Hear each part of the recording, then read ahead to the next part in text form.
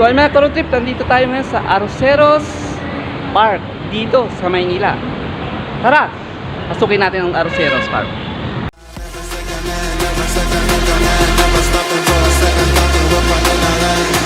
You could jump on sound, I could try and make statement. Don't test my patience.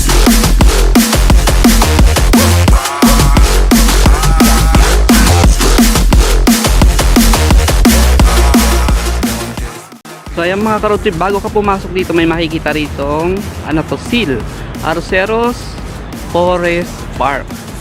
So ayan ang seal ng Arroceros. Tara, pasok tayo sa loob. So andito tayo. So kaya nga tinawag siyang Forest Park kasi na puro puno ang naandito. So kaya no, makikita mo puro puno. So maliwalas dito sa loob. So ayan no. Ayan. So tara, dito tayo. Ang Forest Park. So ayan, may mga lane siya oh. Dito ka dadaan. Oh, see? So meron siyang parang way. Talagang maluwang itong Forest Park na to. Arroceros Forest Park. So ayan, may daanan doon. Tara, dumaan tayo dito.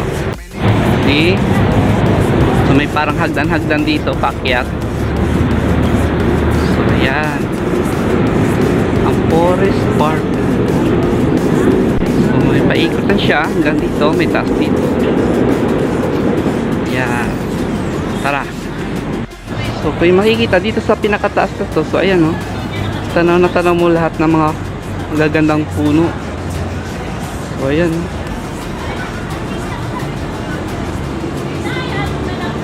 Ano na yan? Ganda. So sa mga nature's lovers, ito ang sa inyo. Para sa inyo tong vlog na ito. So ayan, see? Dito sa pinakataas na to, matatanaw mo yung koi. So ayan o. Japanese koi. So see? Yun. Tara, baba tayo.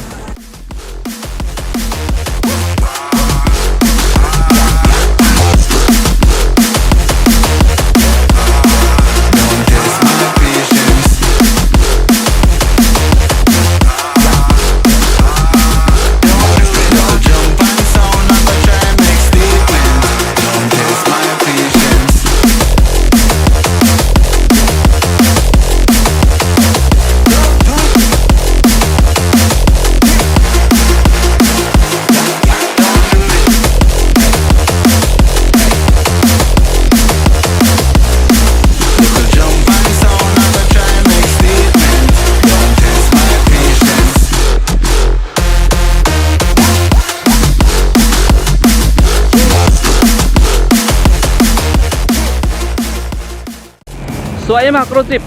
So ayan, andito tayo sa likod ng Arroceros Park. So ayan, kung matatanong mo yung bridge na yan. So ayan, yung bridge. Yan yung Quezon Bridge dito sa Quiapo. So ayan, kung makikita mo, ito ang Pasig River. So ayan, hanggang doon. So matatanaw mo siya. O, see, diba? Ganda? So ayan, sa likod tayo ng Quiapo. So hanggang doon. Yan. So dito dumadaan yung ibang ferry. May mga ferry dumadaan dito, so hindi natin majakpatan. So meron pa siyang mga hyacinths na lumulutang. Yung mga water lily na yan. Siguro may mga kumukuha din yan siguro.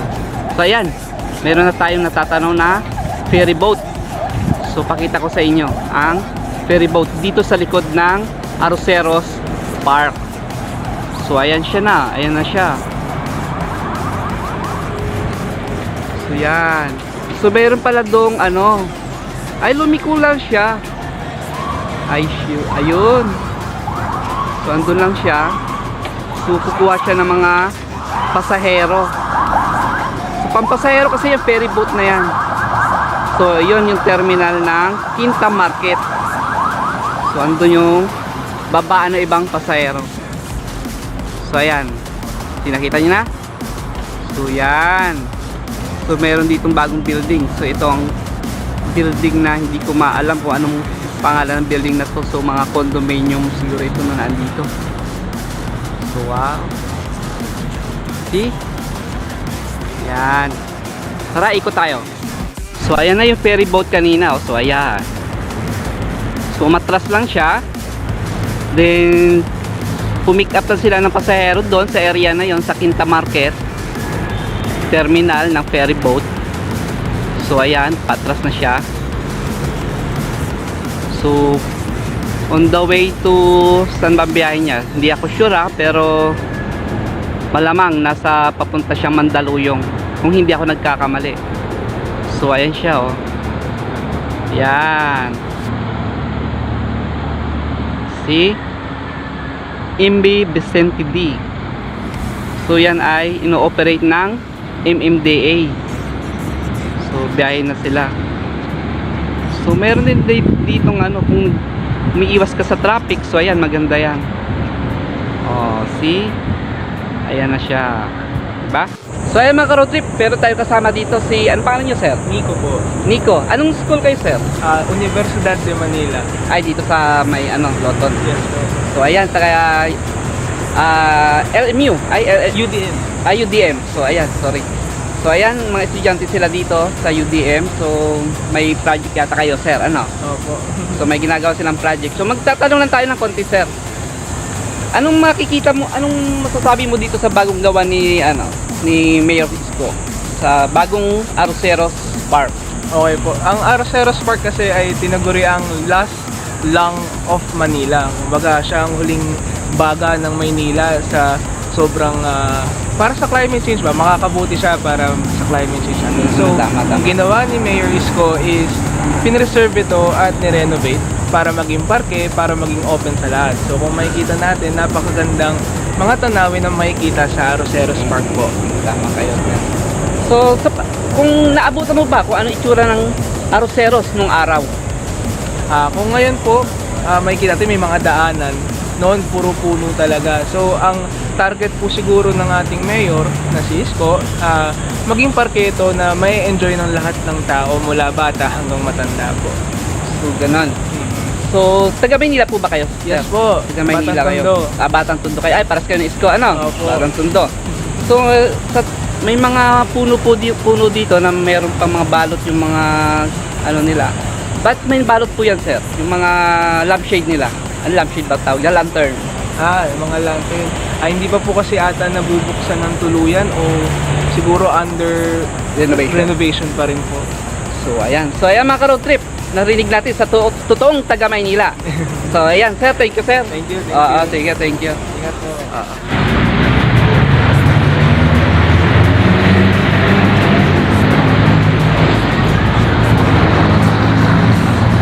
So ayan, may mga estudyante dito. Yung mga nagsasign lang sa sign language. Ayan sila. Ayan, nandito tayo sa island. Ito. So ayan. Ayan yung Arroceros Park. So natanaw natin. So dito naman sa harap niya, sa harap, ayun, so makikita nyo may LRT sa taas. So ayan, LRT 1. So andito naman sa harap ng Arroceros Park ay ang Metropolitan.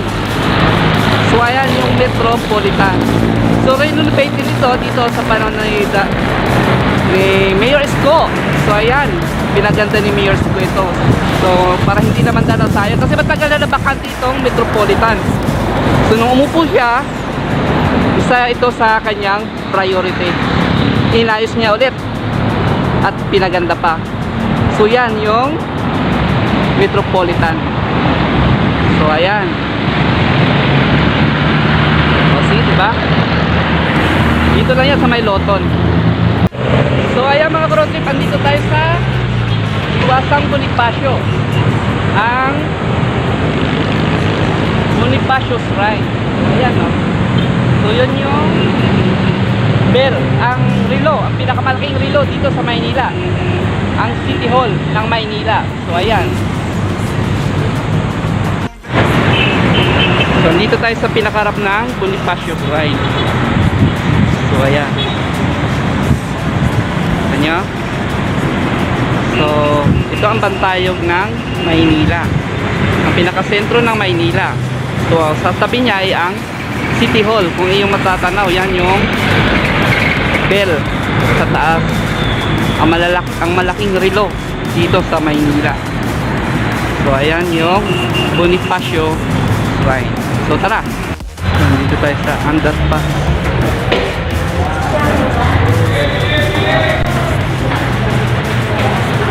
So, ayan ha. Okay. Ganda.